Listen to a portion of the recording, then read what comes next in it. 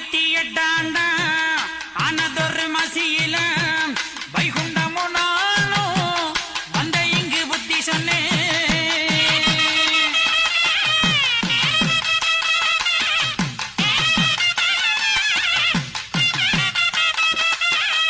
களிமாயற்பதற்கு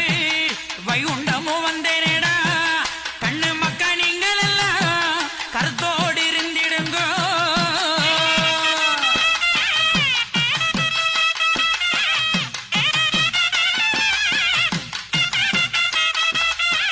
பிழைப்பதற்கு வழிபார்த்து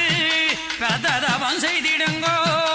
என் மக்களை நீங்கள் எல்லாம் ஒன்று போல் இருந்திடுங்கோ